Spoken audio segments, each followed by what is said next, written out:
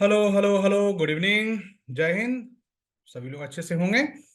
तो चलिए आज शुरुआत करते हैं। जो आगे बढ़ाते हैं जर्नी को, कि जो नए ट्रेडर बाजार में आए हैं उनको क्या क्या चीज़ें सीखनी चाहिए, क्या क्या करनी चाहिए, उसी पे मैं एक सीरीज बना रहा हूँ। जो कि मुझे लगता है कि जो नए ट्रेडर हैं उनके काफ़ी काम के हैं। और साथ ही साथ जो ओल्ड ट्रेडर हैं, जो पुराने हो चुके हैं बाजार में, लेकिन बाजार में वो बहुत ज़्यादा कुछ सीख नहीं पाए हैं।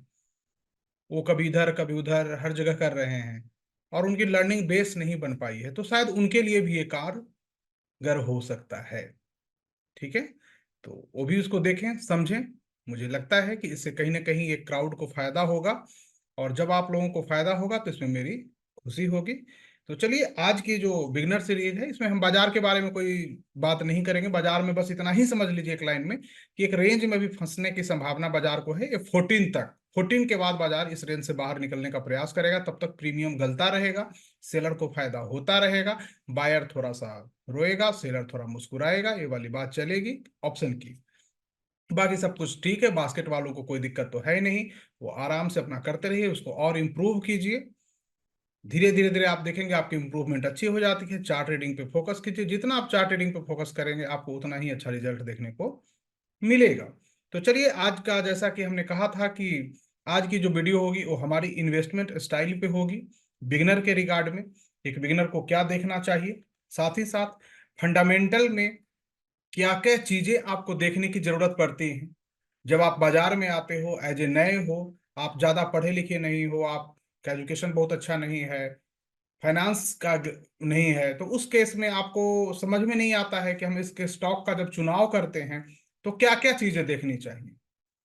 वो भी चीजें हैं। तो मैं उस पर तो बात करूंगा ही, साथ इस पे भी बात करूंगा कि मेरी इन्वेस्टमेंट स्टाइल क्या है। वो बिगिनर के लिए नहीं, वो सबके लिए होगा। एवरीवन उसको, मेरी इन्वेस्टमेंट स्टाइल से अगर आप कुछ सीखने को मिलेगा तो ये मुझे खुशी होगी। मैंने जो एक्सपीरियंस गेन किया है या जो मैं करता हूं, मैं उसके बारे में आपसे चर्चा करूंगा। तो सबसे पहले मैं बात करूंगा कि मैं क्या करता हूं, मैं इन्वेस्टमेंट किस प्रकार से करता हूं। इसकी बात मैं पहले आपको सिखाने का, समझाने का कोशिश करूंगा। उसके बाद हम आएंगे एक बिगिनर को स्टार्टिंग पॉइंट में क्या क्या चीजें देखनी चाहिए। तो मैं क्या करता हूं, इस चीज को एक लाइन में आप समझ लीजिए कि आप अगर एक इन्वेस्टर हो तो जब आप बाजार में इन्वेस्टमेंट करने आते हो तो आप एक लंबी लंबी स्टोरियां पढ़ते हो, लंबी लंबी चीजें पढ़ते हो, कि स्टॉक रिसर्च, ये वो बहुत लॉट ऑफ चीजें। और बाजार में समटाइम र्यूमर को फैलाई जाती हैं, दिखाई जाती हैं। बाजार जैसा है वैसा दिखता नहीं है। बाजार जैसा है वैसा दिखता नहीं है। क्योंकि यहाँ जो प्राइस पड़ता है वो लाखों इमोशन का रूप होता है। छोटे से बड़े इमोशन रूप लेते हैं, अलग अलग माइंड यहाँ काम कर रहे हैं। उससे प्राइस पड़ता है तो उसमें बहुत कुछ ऐसी चीजें होती हैं जो दिखाई सामने नहीं देती हैं, वो बाद में दिख जाता है।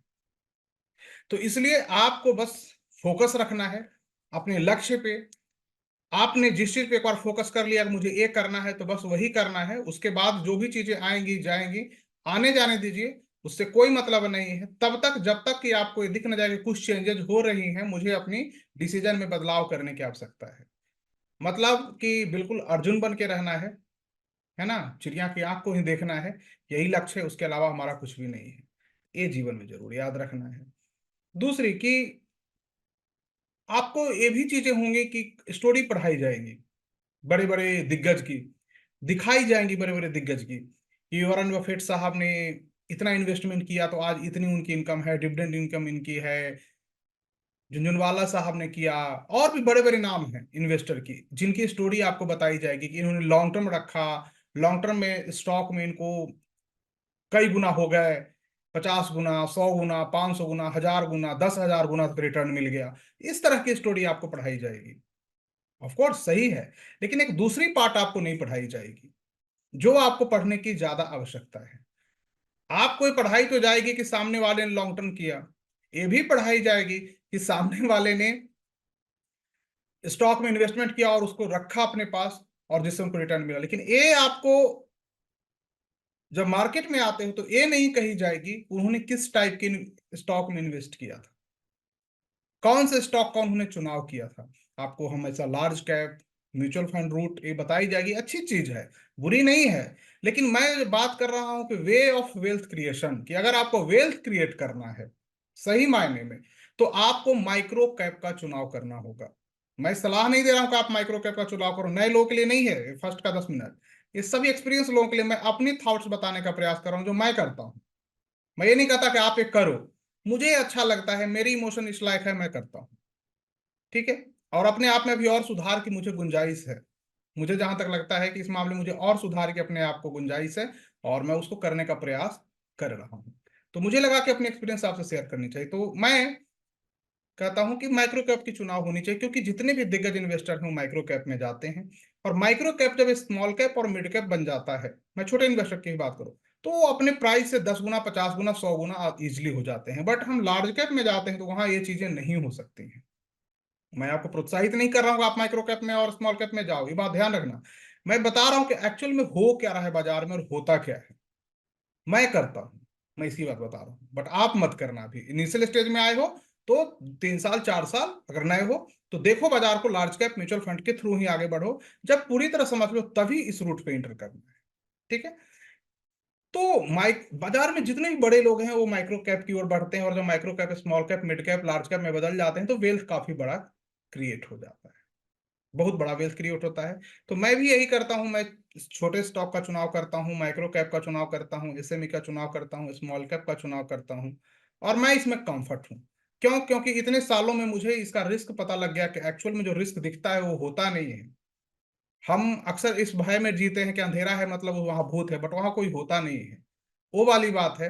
मतलब जहां डर बाजार में दिखता है वहां एक्चुअल में डर नहीं होता, और जहां पे डर दिखता है वहां पे नहीं होता, और जहां पे नहीं दिखता है वहां पे डर होता है। कहानी का तात्पर्य यही है। तो मार्केट में एक्चुअल में जो दिखता है वो सच नहीं होता है, मैंने ये पाया बाजार में। तो मुझे अब डर नहीं लगता है, पहले डर लगता था एक टाइम पे, जब आप इनिशियल नए टाइम पे आए थे तो वहां पे हमें भी लगता। पर जैसे जैसे आपकी नॉलेज हो जाएगी आप समझ जाओगे बाजार सही है। दूसरी, कि जब आप माइक्रो कैप का चुनाव करते हो, एसएमई कंपनियों का चुनाव करो, स्मॉल कैप की चुनाव करो, मिड कैप की चुनाव करो, कोई भी छोटी कंपनियों की, तो आपको ये देखना है कि वो कंपनी भले छोटी हो बट उसका बिजनेस छोटा नहीं होना चाहिए। मतलब उसका बिजनेस जो है इन द फ्यूचर में ग्रोथ प्रोस्पेक्टिव होनी चाहिए, उसमें ग्रोथ की संभावना होनी चाहिए, प्रमोटर वगैरह उसके अच्छे होने चाहिए, फर्जी टाइप के नहीं होने चाहिए। अगर बीच में कहीं दिख जाए फर्जी तो अपना बेच के निकल लो दूसरे में, उसमें कोई कॉम्प्रोमाइज नहीं करना है। कभी ये नहीं सोचना है कि मैं 20 साल 25 साल रखूंगा तो ये करूंगा। मैं क्या करता हूं कि अगर मेरा लिया हुआ स्टॉक डबल हो जाता है तो मैं 50% निकल जाता हूँ, 50 को राइट करने की कोशिश करता हूँ। ये मुझे लगता है कि मेरे इमोशन को कंट्रोल करने में काफी ज्यादा कारगर होता है। हाँ, कहीं ना कहीं ये गलत है कि सम टाइम बहुत बड़ा वेल्थ जहाँ क्रिएट हो सकता था वो नहीं हो पाता है। बट मेरा कहना है कि भाई हम लोग छोटे आदमी बड़ा बनने का प्रयास कर रहे हैं अगर, तो यही रास्ता से कोई भी बड़ा बनेगा। बाजार में वेल्थ क्रिएट करने का ही रास्ता, जब पैसा बड़ा हो जाएगा ना तो हमारी इमोशन भी उतनी हो जाएगी कि मैं उतना लंबा राइड कर सकता हूँ। क्योंकि इसी पैसे से जीना खाना भी है, इसी को आपको निकालना भी है, इसी को सब कुछ करना है, तो ये चीजें होती हैं इनिशियल स्टेज में। तो 50% मैं बुक कर लेता हूँ। ठीक है। आप में से भी बहुत लोग करते होंगे, तो आप समझ सकते हैं कि उससे कितना आपको कहीं ना कहीं रिलैक्स महसूस होता होगा, और आप बड़े टारगेट को राइड करते हैं। जैसे आप ही में से एक ने मुझे मैसेज किया था कि मैन इंडस्ट्रीज उन्होंने लिया था, 15 रुपये उनका एवरेज आया था, बोनस वगैरह मिला, मात्र 6,6100 रुपये का, और 50% उन्होंने बुक कर लिया तभी वो राइड कर पाए, और 6100 की इन्वेस्टमेंट 79,000 प्रॉफिट में। तो 50% अगर बुक शायद ना करते तो उतना राइड ना करते वाली बात होती। पर जो भी था अच्छा था। वैसे ही सीजी पावर वगैरह में तो कई कई मतलब 1000% से भी ज्यादा का रिटर्न लोगों ने प्राप्त किया इसी रूल से, और ये रूल काफी अच्छा है। तो मैं छोटे stock, small cap, mid cap, micro cap, जो ऐसी कंपनियां हो जो अननोन टाइप की हो मैं उनमें इन्वेस्ट करता हूं। इस बार भी मैंने पोर्टफोलियो बनाई है, और मैं आपको बता देता हूं कि आफ्टर 1 ईयर जो भी रिजल्ट होगा, मैं आप लोगों को रिजल्ट बस बता सकता हूँ, स्टॉक नहीं बता सकता हूँ, ये बात ध्यान रखिएगा। वैसे भी मैं जो स्टॉक लेता हूँ आप लोगों को नहीं बताता हूँ कभी भी। बहुत आप लोग रिक्वेस्ट जब करने लगते हैं कुछ लोग, तो आओ महीने 2 महीने बाद मैं जरूर डिस्कस करता हूँ कि देखो मैंने ये लिया है, लेकिन 1-2 महीने के बाद। ये मेरी नेचर है। और इसके कारण ही आप देखते होंगे कभी भी, आज से पहले भी 2 साल 3 साल 5 साल कभी भी मैं ये काम नहीं करता कि मैं आपको बताऊं। आप देखो, आप रिसर्च करो, मैं आपको सिखा सकता हूँ, कि आपकी मर्जी है, आप ले लो। तो मैं आपको रिजल्ट दिखाऊंगा। रिजल्ट दिखाने का पर्पज क्या है कि आपको कन्विक्शन हो कि नहीं, पैसा इस फील्ड में इस प्रकार से बनता है। सही रूट ए है। हमें बड़े लोगों की तरह कोई कहानियां सिर्फ नहीं पढ़नी है, बड़े लोगों की तरह एक्शन भी लेना है। भले वो एक्शन का प्रारूप छोटा हो सकता है, लेकिन सिर्फ ये नहीं देखना है कि झुनझुनवाला साहब ने टाइटन को लिया और इतना 1000%, 2000% का रिटर्न प्राप्त किया। हमें ये देखना है कि उन्होंने किस प्राइस पे लिया था, और वो उस समय स्टॉक माइक्रो कैप था, स्मॉल कैप था या लार्ज कैप था। हमें ये भी पढ़ना है वहां पे। तो इन स्टोरी को सिर्फ पढ़ के एक पार्ट को छोड़ नहीं देना है। दूसरा पार्ट जो इंपॉर्टेंट है, जो एक्शन वाला पार्ट है, अक्सर एक आम आदमी छोड़ देता है। हमें वो पकड़ना है, मैं वो पकड़ता हूँ, मुझे अच्छा लगता है, लेकिन पूरी स्टडी के साथ। तो ये आपके साथ हो गया। उसके बाद है कि कोई कुछ लोग पूछते हैं कि सर किसी स्टॉक का टारगेट क्या होगा। मैं आपको एक बता देता हूँ कि टारगेट सिर्फ गॉड को पता होता है और मैड को पता होता है। अन्यथा स्टॉक के टारगेट किसी को नहीं पता होता। जैसा एक कहानी समझ ली एमआरएफ की शेयर को, ऊपर जाया जा रहा है, कहाँ पे टारगेट है? तो ऊपर का कोई टारगेट नहीं होता है, नीचे का टारगेट होता है। हमेशा टारगेट नीचे का होता है, ऊपर का कोई टारगेट नहीं होता है स्टॉक की इन्वेस्टिंग में। यह बात आप याद रखना। आपका इमोशन कहां पे इंड करेगा, ये आपका टारगेट हो सकता है कि मैंने स्टॉक 500 पे लिया, मैं 2000 पे निकल जाऊंगा, मैं 2500 पे निकल जाऊंगा अगर आ गया तो। ये आपका टारगेट है। लेकिन याद रखिएगा, जो स्टॉक 500 से 2500 जाने में अगर 3 सालों का वक्त लिया है, तो 2500 से 5000 जाने में हो सकता है कोई 6 महीने का वक्त ले। तो मतलब है कि इन्वेस्टिंग आपका सबसे ज्यादा रिटर्न कहां देगा? लास्ट के ईयर में, जब आप निकलोगे तब। तो ये बात भी याद रखना, इन्वेस्टिंग में यहाँ पे 50% का रूल है, वो काम आता है कि 50% अपना रखे और 50 रेट की। उसमें भी एग्जिट रूल है अलग अलग, लेकिन उतना डिटेल में नहीं जाएंगे तो वीडियो काफी लंबी हो जाएगी। ऐसे मुझे लगता है कुछ लोग बोर हो जाए, लेकिन मैं प्रयास करूंगा कि कम समय में इसको निपटा दूं। तो ये बात भी आपको ध्यान रखना है। तो हमेशा एक चीज रखिए। दूसरी की अगर 1 करोड़ की पोर्टफोलियो है, तो उसमें 15 से 20 स्टॉक से ज्यादा नहीं रखने हैं। इनिशियल स्टेज में जब आप पोर्टफोलियो बना रखे हो और माइंडसेट है कि नहीं कुछ एग्जिट भी करेंगे बीच में, जो गलत स्टॉक मिल जाएंगे। क्योंकि जब आप लेते हैं तो कौन सा घोड़ा का बच्चा है, कौन सा गधे का बच्चा है, थोड़ा ना पता लगेगा स्टार्टिंग में। जो बड़े होने लगेंगे तब पता लगेगा। तो उस समय हम क्या करेंगे कि जो गलत होंगे उससे निकलेंगे। तो मैं क्या करता हूं कि अगर 1 CR का पोर्टफोलियो है, तो इनिशियल स्टेज में मैं उसमें 30 स्टॉक रखता हूं, जो कि गलत है। हमें रखने चाहिए मैक्सिमम 15 से 20। लेकिन जैसे जैसे मुझे पता लगता जाता है कि ये स्टॉक मेरा सही नहीं है, ये मेरा घोड़ा उतना अच्छा नहीं है जो सोचकर मैंने लगाया था, तो मैं उससे एग्जिट करता रहता हूँ। और लास्ट में 2 ढाई सालों के बाद उसमें स्टॉक कम हो जाते हैं, जो हमारे रूल के अकॉर्डिंग है, उससे निकल के मैं उसमें इन्वेस्ट करता रहता हूँ जो सही हो रहे हैं। दूसरी चीज कि जितने भी बड़े इन्वेस्टर हैं, वो प्राइस पे इन्वेस्ट नहीं करते हैं। ये भी याद रखिएगा, एग्जिट भी प्राइस पे नहीं करते हैं। तो आप भी प्राइस पे एग्जिट ना करने का प्रयास करें, आप मार्केट कैप पे एग्जिट करो। कि मान लो आपने किसी कंपनी पे इन्वेस्ट किया और 200 करोड़ की कंपनी है, तो आप ये रखो कि ये जब तक 1000 करोड़ की कंपनी नहीं होगी मैं एग्जिट नहीं करूंगा, या 2000 करोड़ की कंपनी नहीं होगी मैं एग्जिट नहीं करूंगा। तो ये अगर आप सोचते हो तो आप वेल्थ क्रिएट कर सकते हो। आपको झुंझुना नहीं मिलेगा, आपको मिठाई टॉफी चॉकलेट सब कुछ मिल जाएगा। तो याद रखना कि आपकी टारगेट मार्केट कैप पे होनी चाहिए, ना कि प्राइस पे होनी चाहिए। वेल्थ क्रिएट करना है तो मार्केट कैप पे टारगेट रखो। आपने 500 करोड़ की कंपनी पे इन्वेस्ट किया है, आप प्रयास करो कि ये मार्केट कैप अगर 2000 करोड़ की हो जाएगी, 3000 करोड़ की होगी, तो मैं इससे प्लान करूंगा एग्जिट करने का, नहीं तो मैं नहीं करूंगा। तो ये अगर आप रखोगे तो और भी आपको सुकून मिलेगा। क्योंकि प्राइस को देखोगे ना, तो प्राइस में फ्लक्चुएशन अप डाउन काफी फास्ट होती है। तो वो ट्रेडर माइंडसेट कहीं ना कहीं आपको कहेगा निकल जा, फिर नीचे से ले लेंगे। कौन नीचे से लिया है, बड़ा दिक्कत होती है। मैं तो ना ले पाऊं, आप ले लेते हो कि भाई। मैं मेरी एक्सपीरियंस उतनी नहीं हो पाई है। हाँ, 50% आप एग्जिट कर लिए हो तो वहां पे नीचे से मौका मिल जाएगा, लेकिन 100 में अगर निकल गए तो फिर नहीं ले पाना है। क्योंकि नीचे कहाँ पे ले, अब लेंगे तो और नीचे चला जाएगा। तो एक चीज हो जाती है इमोशनल। आप लोग का हो सकता है कुछ में अच्छा हो, बट मेरा नहीं वहां पे। मैं उसको ठीक करने का प्रयास कर रहा हूँ। जैसा मैंने कहा, मुझे भी कुछ सुधार की गुंजाइश है, और मैं उसे ठीक कर लूंगा। क्योंकि अगर आपको अपनी कमी पता है तो आप उसे ठीक कर सकते हो। लेकिन अगर आप ये मान लो कि मुझ में कुछ कमी नहीं है, आई एम परफेक्ट, तो फिर आप कभी ठीक नहीं कर सकते। तो गलती मान लेना सबसे अच्छी बात है। ये भी आपको ध्यान रखना, मतलब प्राइस का कोई टारगेट नहीं होता है, ये आप याद रखना है। मार्केट कैप के अकॉर्डिंग हमको एग्जिट करनी है। मैं ये भी प्रयास करता हूं कि मार्केट कैप इसकी अगर 300 करोड़ है, तो ये कंपनी कम से कम 2000 करोड़ की हो जाए, 1500, ये भी याद रखना है। दूसरी, आपने कोई कंपनी में इन्वेस्ट कर रहे हैं और उस कंपनी को 400 करोड़ की मार्केट कैप की कंपनी है, उस कंपनी को 200 करोड़ 300 करोड़ या मार्केट कैप से भी ज्यादा 600 करोड़ की कोई ऑर्डर मिल गई। अगर ऐसा हो जाता है तो आप ये मान लेना, जो मैं मान लेता हूं, कि ये कंपनी में कुछ तो हो रहा है और वो लंबी रेस का घोड़ा है। ये भी आपको याद रखना। दूसरी, किसी कंपनी की सेल्स बढ़ रही है, सेल्स बढ़ रही है, प्रॉफिट भी बढ़ रही है, बट प्राइस नहीं बढ़ रहा। सेल्स बढ़ रही है, प्रॉफिट भी बढ़ रही है, प्रॉफिट मार्जिन भी बढ़ रहा है, बट प्राइस नहीं बढ़ रहा है जो एक्सपेक्टेड जितना बढ़ना चाहिए। तो वो एक टेक्निकली फ्लैट पैटर्न बनाता है, जो मैंने बताई है, आप देख लीजिएगा। तो हमें उस टेक्निकली फ्लैट पैटर्न पे नजर रखनी है, क्योंकि वो हो सकता है 4 साल 5 साल तक रखे, लेकिन जब चलेगा तो बहुत लंबा जाएगा। उनके माथे पे वो कोयले से मल्टी वगैरह लिखा होता है, तो ये भी ध्यान रखिएगा। तो ये सारी चीजें हम देखते हैं। दूसरी चीज की, कोई स्टॉक अगर हम लेते हैं तो हम ये भी देखते हैं कि उसकी पी रेशियो क्या है। नए वाले का पार्ट यहां से शुरू हो जाता है, जो नए लोग हैं, कि पी रेशियो क्या है, price to earning ratio. Fundamentally थोड़ी सी आपको बेसिक आनी चाहिए, बहुत ज्यादा की नॉलेज नहीं है इन्वेस्टिंग करने के लिए। एक अच्छा इन्वेस्टर बनने के लिए आपको बहुत ज्यादा फंडामेंटल की नॉलेज नहीं है, बट आपको माइंड में इतना तो पता हो कि हमें क्या क्या चीजें देखनी है, उसके बाद आपको लेकर बैठना है। ये बैठने की जो आदत है ना, सिटिंग पोजीशन आपकी, यही तय करेगा कि आप कितना बड़ा वेल्थ क्रिएट करते हो। एक बार बैठने की हैबिट हो गई ना, तो आप फिर देखोगे कि आप बहुत बड़ा वेल्थ क्रिएट कर रहे हैं।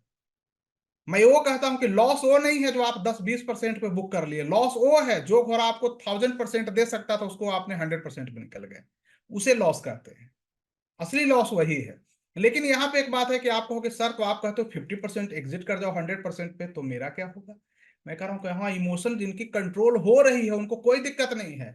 लेकिन अगर आपका इमोशन कंट्रोल नहीं है, जो कि करीब करीब 80% से ज्यादा इन्वेस्टर की होगी नए लोगों की, उनको निकलनी चाहिए और देखना चाहिए कौन सा घोड़ा सही है। क्योंकि एक बार वो निकला तो एक बार रिटेस्ट करने भी तो आता है, टेक्निकल तो सीखना पड़ेगा ना।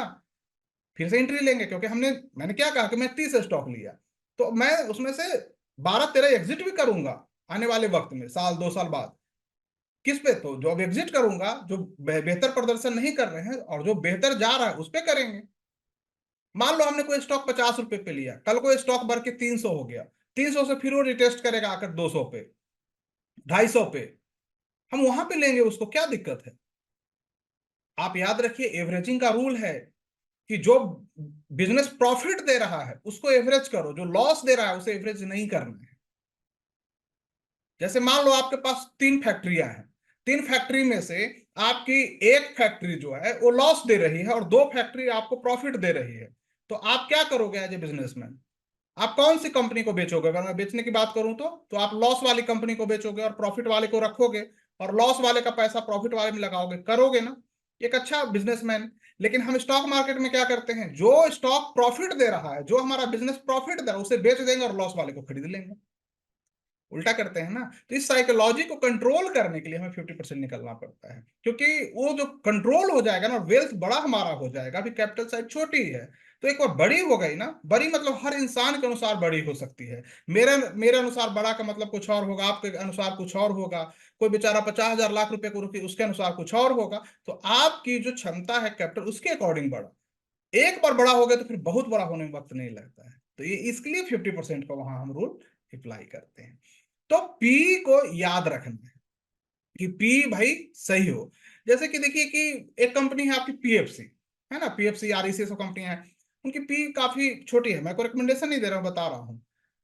वैसे ही और भी कंपनी जाएंगे जो हाई पी के, नायका वगैरह सब मिलती हैं, हाई पी की हैं, तो प्रॉफिट भी उसकी कम है। तो जिसकी पी कम हो उस कंपनियों की ओर हमें जाना चाहिए।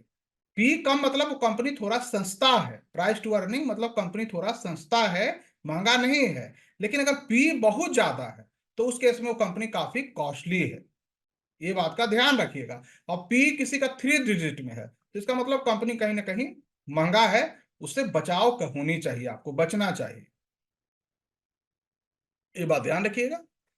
तो आइए मैं उस पर थोड़ा सा आपको ये पार्ट ले लेता हूं कि एक क्या क्या नए ट्रेडर को बेसिक फंडामेंटल क्या क्या देखने चाहिए। नए ट्रेडर को मैंने 7 चीजें यहां डाली हैं: EPS, ROE, P ratio, D ratio, cash flow, ROC और शेयर होल्डिंग। इसके अलावा भी और अदर चीजें आप देख सकते हैं। बट ये 7 रूल हैं जो नए ट्रेडर को, जब बाजार में आप आते हो तो आने के बाद इसकी पढ़ाई कर लेनी चाहिए और कोई कंपनी में इन्वेस्टमेंट करने से पहले एक बार इसको देख लेना चाहिए। हाँ, एसएमई और माइक्रो कैप में देखेंगे तो वहां पे थोड़ा सा गेम अलग होता है। इस क्वार्टर में ये आपको पी चल रहा है 1800 और अगले क्वार्टर में हो जाएगा 70 80 50, बहुत चलता है। तो उसके लिए थोड़ा सा आपको मैंने कहा 3 4 साल एक्सपीरियंस के बाद ही उसको लुक कीजिए। मैंने अपनी एक्सपीरियंस बताई थी कि मैं क्या करता हूँ, वहां नहीं जाना है। लेकिन अगर आपको 10 गुना 50 गुना 100 गुना करना है या उससे ज्यादा, तो उस रूट में जाना पड़ेगा। और कोई रास्ता नहीं। आप इस रूट में कितना भी सर पटक लीजिए तो लंबे समय होगा, 3 4 5 ही होगा। मतलब मार्केट के साथ आप जो मार्केट में क्षमता है वेल्थ क्रिएट करने की, उसको आप नहीं कर पाओगे। तो ये 7 चीजें आपको पढ़ने की आवश्यकता पड़ेगी। जैसे आइए यहाँ ईपीएस। ईपीएस से हम लोग ये चेक करते हैं अर्निंग पर शेयर, मतलब एक शेयर पे कितना कमाई कर रही है एक कंपनी। ठीक है, एक शेयर पे कितना। तो निगेटिव ईपीएस का मतलब होता है कि वो लॉस मेकिंग कंपनी है, वो घाटे में चल रही है। तो घाटे में चलता हुआ में हम कभी भी इन्वेस्ट नहीं करेंगे। Reducing EPS means red flag, मतलब किसी कंपनी की ईपीएस इस साल 40 थी अर्निंग पर शेयर, अगले साल गिर के आ गई 20 15 अगले क्वार्टर में। तो इसका मतलब है कि कंपनी की परफॉर्मेंस अच्छा नहीं हो रहा है, तो उससे कहीं ना कहीं आपको रेड फ्लैग है, बचने की जरूरत है कि आने वाले वक्त में हमें सोचना है। उसके बाद है पिछले 2 से 3 वर्षों में, मतलब लगातार वृद्धि हो रही हो पी में, 2 से 3 साल का देखना है तो ये अच्छा माना जाता है। जब भी आप इसको देखें तो ईपीएस को, तो 2 से 3 सालों का देख ले, 5 सालों का देख ले एवरेज की, भाई क्या वो लगातार बढ़ रहा है ईयरली बेसिस पे, योयो बेसिस पे। अगर वो बढ़ रहा है तो योयो हनी सिंह करके आप आगे बढ़ सकते हैं। ओके। चलिए आइए आगे। प्रोफिटेबिलिटी चेक, लाभप्रदता जांच। आरओई रिटर्न ऑन इक्विटी, मतलब इक्विटी पे उसका कितना रिटर्न आ रहा है। तो आरओई में क्या है कि एक कम से कम 13 से ऊपर होना चाहिए, उससे कम नहीं होना चाहिए। उससे कम बहुत अच्छा नहीं माना जाता है। आप इसको अपने स्तर से और फंडामेंटल पढ़ लीजिएगा। मैं एक बेसिक बताता हूं कि आप जब देखेंगे तो ये देखेंगे हाँ जी 13 से ऊपर कम से कम। अधिक बेहतर ढंग से इसको समझना है तो जो अन्य इसकी कंपनी है पीयर ग्रुप से है उससे इसकी तुलना कर लेना है, उससे और आप अच्छा से समझेंगे। उच्च आरओआई उच्च ऋण दोनों एक दूसरे के विपरीत हैं। मतलब हाई आरओई और हाई डेट अगर है तो ये दोनों के विपरीत होते हैं। इस बात का भी ध्यान रखना है, मतलब अलग अलग होते हैं। उसके बाद है so high ROE with higher debt और increase in debt is not good, मतलब ज्यादा आरओई भी है और आपका डेट भी ज्यादा है तो वो अच्छा नहीं माना जाता है। ये बात का ध्यान रखना है। आरओई ज्यादा है तो डेट कम होना चाहिए, क्योंकि कंपनी क्या होगा रिटर्न ऑन इक्विटी अच्छी है तो डेट तो कम करो। अब डेट भी आपका कर्ज भी बढ़ता जा रहा है और आरओई भी बढ़ रहा है तो अच्छी बात तो नहीं है। तो मतलब छोटा मोटा दुकानदार भी समझ ले कि भाई इसकी प्रॉफिट बढ़ रहा है फिर भी ये कर्जा में है, कमाई इतना रहा है तो कर्ज में क्यों, सवाल करेंगे ना। तो ये ध्यान रखना है। पी रेशियो जो हम अभी बात कर रहे थे, help to identify stock is under price और ओवर प्राइज, मतलब अंडर प्राइज स्टॉक है या ओवर प्राइज है। तो पी अगर कम है तो स्टॉक अच्छा माना जाता है, पी अगर ज्यादा है तो स्टॉक थोड़ा सा महंगा माना जाता है। जनरली 20 से अगर कम पी है या अपने पीयर ग्रुप से कम है तो उस केस में अच्छा माना जाता है। और दूसरी चीज पी का है कि समटाइम लो पी मतलब लो ग्रोथ भी माना जाता है और हाई पी मतलब हाई ग्रोथ भी होता है। मतलब जो बड़ी कंपनियां होती हैं लार्ज कैप की, उनकी पी आपको कहीं ना कहीं हाई मिलेगी, बट माइनिंग कंपनी आप चले जाएंगे तो वहां पे पी आपको लो मिलेगी। तो ये बात का भी ध्यान रखिएगा कि कुछ जगह पी आपको, कुछ सेक्टर के पी आपको हाई मिल सकते हैं और कुछ के लो मिल सकते हैं। तो वहां पे इस चीज का थोड़ा ध्यान रखिएगा, बट जनरल टर्म में देखा जाए तो पी को ये देखना है। यहाँ पे मैंने लिख दिया है कि सहकर्मी प्रतिस्पर्धी की तुलना करने से कम कीमत या अधिक कीमत पता लगाने से बेहतर स्पष्टता मिलती है, मतलब पीयर ग्रुप से आपको इसको कंपेयर कर लेना है। डी बहुत इंपॉर्टेंट है, डेट टू इक्विटी रेशियो, मतलब कि कितना कर्जा है और कितना इक्विटी है। तो अब आप समझो कि debt to equity ratio less than 1 is good, मतलब अगर 1 से कम है तो ये ठीक ठाक माना जाता है, अच्छा नहीं मान सकते हैं। अच्छा होता है 0.5 से कम हो तब। अब आपको मैं यहां समझाता हूं डेट टू इक्विटी मतलब कर्जा। अब आपके पास मान लो 100 रुपया है और आपने किसी व्यक्ति से ले लिया, 100 रुपया में बिजनेस स्टार्ट किया और 100 रुपया अपना पड़ोसी से कर्जा मांग लिया। तो आपका डी कितना हुआ 1, लेकिन आपके पास 100 रुपया है और आपने अपने पड़ोसी से कर्जा मांग लिया 150 रुपया कंपनी खड़ा करने के लिए, तो आपका डी कितना हुआ 1.5, मतलब 100 रुपया मेरा और पड़ोसी का ही 150। तो ये कौन सा कंपनी चला रहे हो भाई? तो ये बात का ध्यान रखना है कि डी जितना कम हो या जीरो हो तो सबसे अच्छा। मान लो हमारे पास 100 रुपया, हमने पड़ोसी से कितना कर्जा लिया 50 रुपया, तो डी कितना हुआ 0.5। हमारे पास 100 रुपया, पड़ोसी से कर्जा लिया 10 रुपया, तो डी 0.10। तो जितना डी कम कंपनी उतनी ही अच्छी, इस बात का ध्यान रखिएगा। लेकिन कंपनी अपनी ग्रोथ करने के लिए कर्ज तो लेती ही है, तो उसमें आपको 0.345 मिल जाए ठीक है। लेकिन डी अगर ज्यादा है, मतलब 1 से ज्यादा है, तो आपको एकदम रेड फ्लैग रखना है थोड़ा सा, क्योंकि ये अच्छी बात नहीं है कंपनी के लिए। उसके लिए बहुत ज्यादा स्टडी फिर करनी है। दूसरी चीज है कि खराब व्यवसायिक संरचना वाली कंपनी से बचने के लिए ये जांच करने में बहुत महत्वपूर्ण होता है। मतलब जिसका बिजनेस अच्छा नहीं चल रहा है उसकी ही डी ज्यादा होगी, वही एक से ज्यादा कर्ज में है। इस बात का ध्यान रखिएगा। मैंने तो सिंपल मैथ समझाया कि 100 रुपया आपका, पड़ोसी का कितना था। अब आगे से जब भी डी देखिएगा कहीं अच्छा इसका डी एक रुपया से ज्यादा, मतलब पड़ोसी से ज्यादा पैसा लेके बैठा है, इसमें ये तो पड़ोसी साइड का ही कंपनी है, इसका तो है ही नहीं, नहीं लगाना है पैसा। ये बात ध्यान रखिएगा नए लोग। तो पड़ोसी का पैसा डी एक। कैश फ्लो भी है कि कैश फ्लो उसमें हो रहा है कंपनी में कि नहीं। तो this show the business stability and efficiency of the company. Company की स्थिरता को भी बताती है कि भाई कैश फ्लो आ रहा है, नकदी का प्रवाह हो रहा है। तो कहीं भी किसी कंपनी में अगर कैश फ्लो अच्छा है और लगातार साल दर साल बढ़ रहा है, तो इसका मतलब है कि कैश फ्लो अच्छा है, तो कंपनी भी अच्छी काम कर रही है। बहुत जरूरी है, इस चीज को जरूर देखना है, कैश फ्लो बढ़ते हुए क्रम में होनी चाहिए। ठीक है।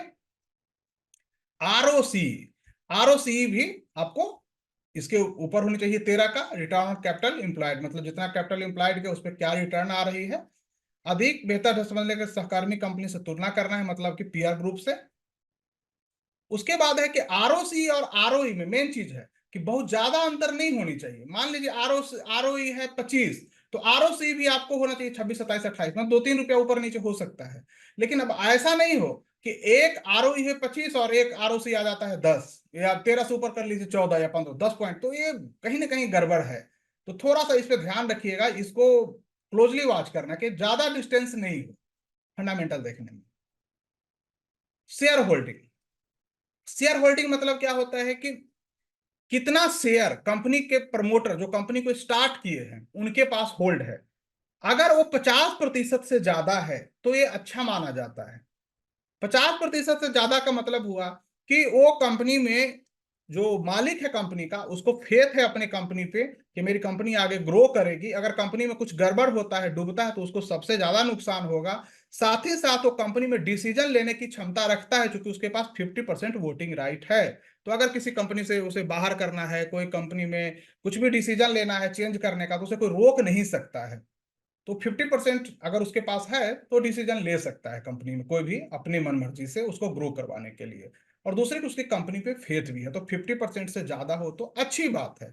दूसरी चीज क्या है कि जो बड़ी कंपनियां हैं इन्फी टाइप के आपको मिलेंगे, या जो लार्ज कैप, उसमें आपको प्रमोटर होल्डिंग कम मिलेंगे, तो उसमें उसमें एफआईआई डीआई होल्डिंग बढ़ जाती है, जिसके कारण भी आपको देखने को मिलेगा, तो ठीक है। तो वहां पे नहीं देखेंगे, लेकिन उससे कम मिड कैप, स्मॉल कैप, कुछ लार्ज कैप, और खास करके एसएमई और छोटे कंपनियां माइक्रो कैप, इन सब में जाते हैं तो जरूर देखना है कि ये तो ज्यादा चाहिए ही चाहिए, जितना ज्यादा उतना अच्छा।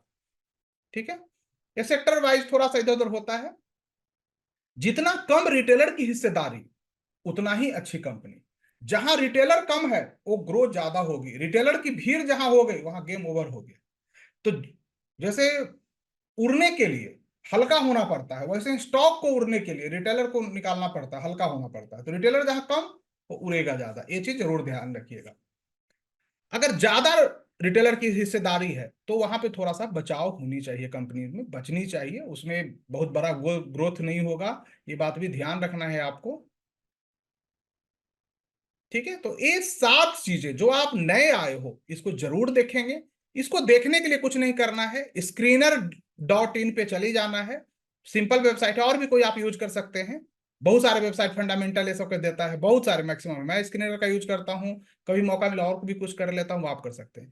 तो वहां पे आपको जैसे ही जाएंगे, कोई भी स्टॉक का यहाँ पे नाम लिखेंगे तो यहाँ पे आप जैसे आ जाएगा, जैसे ये देखिए। मैं कोई स्टॉक रिकमेंडेशन नहीं कर रहा हूँ, मैं बस बता रहा हूँ कि यहाँ पे आपको कोई भी लिख देंगे, जैसे मैंने वाडीलाल का लिख दिया, वाडीलाल इंडस्ट्रीज है। अब यहाँ पे देखिए इस कॉलम में आपको मार्केट कैप आ गई, जो मैंने कहा कि मार्केट कैप आज मैं इन्वेस्टमेंट करता हूँ 1700 मार्केट कैप में, मेरा है कि 5000 का होगा तब निकलेंगे, ये हो गई।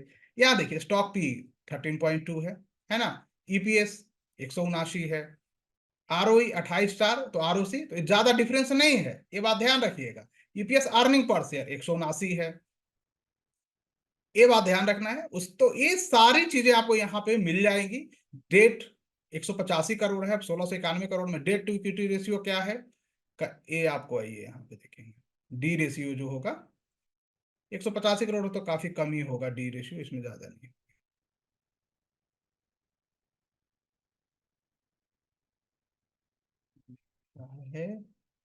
चलिए डी रेशियो इसका आप देख लीजिएगा, बहुत कम होनी चाहिए। तो डेट यहाँ पे 185 करोड़ है, और इतना तो ज्यादा नहीं है, आप एक बार डेट इक्विटी देखिएगा वो भी कम ही होगा।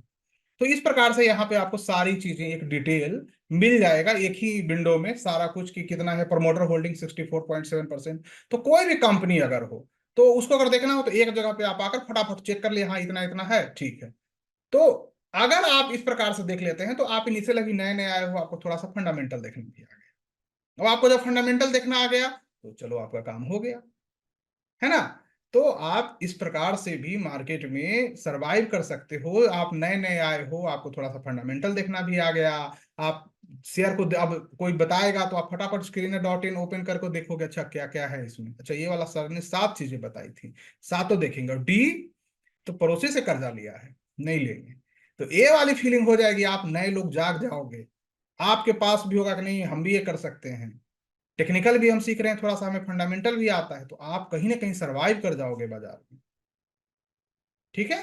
तो ये सारी चीजें, और मेरी इन्वेस्टमेंट स्टाइल है कि मैं माइक्रो कैप की ओर जाता हूँ, स्मॉल कैप की ओर जाता हूँ, क्योंकि मुझे लगता है कि अगर पैसा बनाना है, वेल्थ क्रिएट करना है, तो मैं वहां पे सरवाइव कर सकता हूँ, मेरा इमोशन वहां मैच कर सकता है, और मैं करता हूँ। आने वाले वक्त में जो भी हमारी पोर्टफोलियो का रिजल्ट होगा मैं आपके साथ जरूर शेयर करूंगा, साल भर 2 साल में, जैसा कि मैं बास्केट का रिजल्ट शेयर करता हूं तो मैं उसका भी करूंगा, लेकिन हर एक साल पे करेंगे ताकि आप लोगों को आइडिया लगे कि हाँ इसमें क्या हो रहा है, और आने वाले जब तक हम आपके साथ हैं 4-5 वर्षों तक, 6 वर्षों तक शेयर करेंगे, ताकि आपको बहुत कुछ सीखने का अवसर मिले, और आप कहीं ना कहीं इस मार्केट में सरवाइव करें, बड़ा पैसा बनाएं, वेल्थ क्रिएट करें।